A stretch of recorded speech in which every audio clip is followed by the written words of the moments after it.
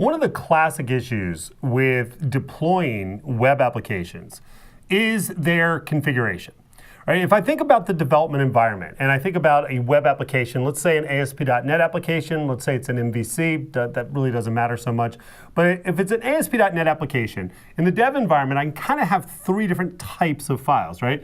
I've got my code. If I think about what's going to run, I've got the code, I've got my views and other files that are going to be part of the interface that deploys over. And then I also have my configuration, right? My web config file. Okay?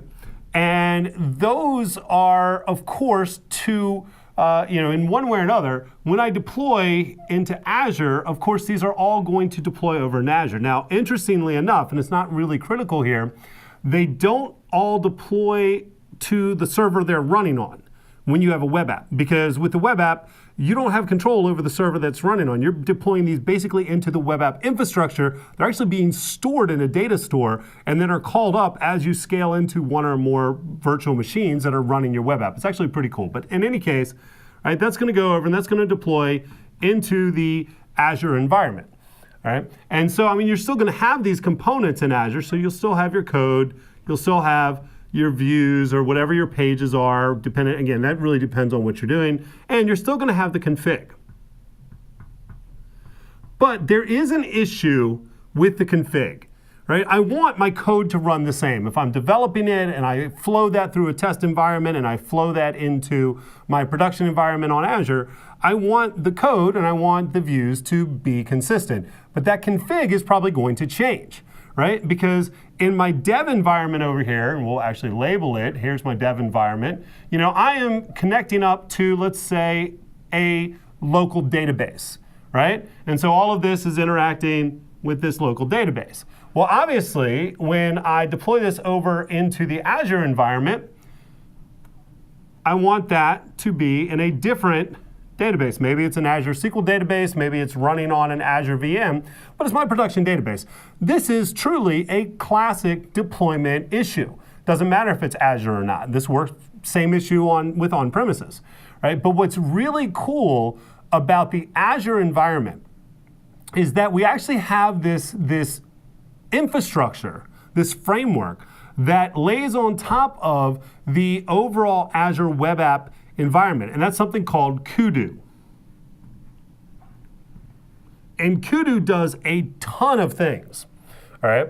It allows us, for example, to actually, for one of the coolest things we can do is you can open up a console and directly interact with your Azure web app as it's running on whatever virtual machine internally it's running on. So very cool stuff. Outside of what we're going to talk about right now, but I have access to a lot of stuff through it. But the other thing that the Kudu does is it interacts with your config. And it allows you, as a practical matter, it allows you to actually have this configuration specified within the web app in Azure itself. And I can override two elements of the config. I can override my connection strings. So the connection string settings and the app settings.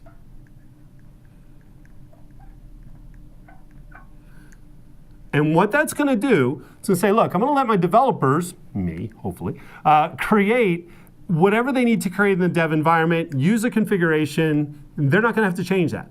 They're going to deploy their application into Azure. And in the web app, your operations person is going to go in and they're going to reset your connection string to the right production database. They're going to reset any application settings that need to be different in the production environment.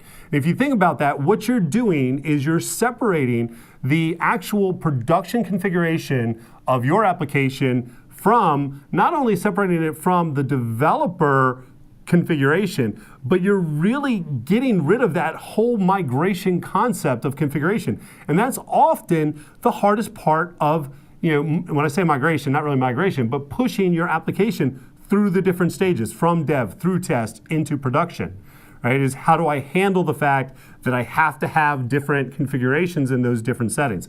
This is a very easy way to do it, and it's a very secure way to do it because you have to have administrative rights over the web application in order to be able to change these settings.